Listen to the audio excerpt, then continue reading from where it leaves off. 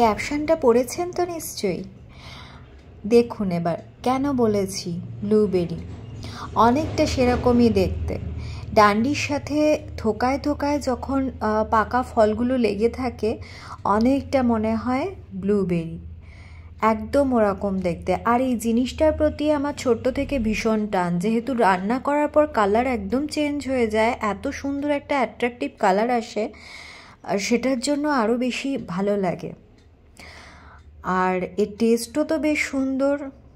এই যে দেখুন, এটা এইভাবে ফাটিয়ে নিলে কিভাবে হাতে কালার হয়ে যায়, একদম বিটের যে ডিপ কালারটা ওরকম একটা কালার আসে।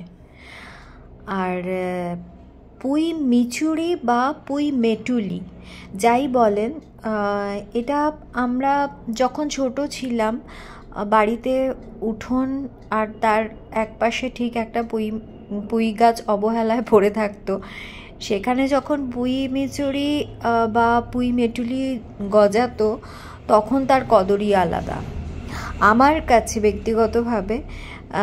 তখন ওই পুঁই মেচুরিগুলো কতদিনে পাকবে আর সেটা মা রান্না করে দেবে, সেটা একটা ভীষণ অপেক্ষায় থাকতাম। আর নিজে হাতে যখন গাছ থেকে মা তুলতে বলতো তখন তার আনন্দ, মানে আনন্দের সীমা নেই। গাছ থেকে তুলে এনে মাকে দিতাম, এবার মা কতক্ষণে রান্না করে পাতে দেবে।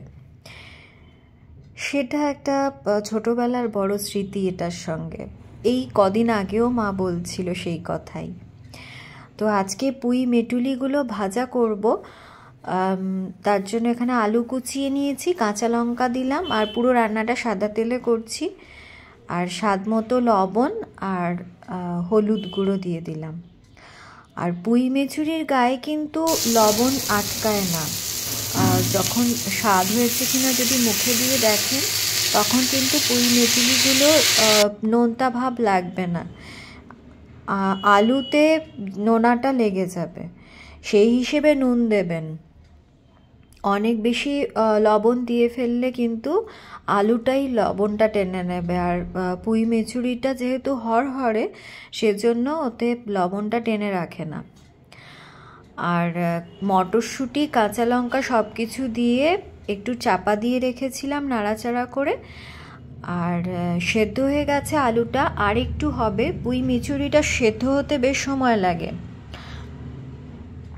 সেজন্য ভালো করে নাড়াচাড়া করে নিলাম। এবার প্রায় হয়ে গেছে। আর একটা বাটিতে রেখে কাঁচা লঙ্কা আর গন্ধরাজ লেবু দিয়ে সার্ভ করলাম, কারণ এটা মসুর ডালের সাথে যখন কোনো ভাজা খেতে ইচ্ছা করে এরকম একটু ভেজে সার্ভ করবেন, দারুণ টেস্ট লাগে। আর ভিডিওটা কেমন লাগলো জানাবেন। বাই।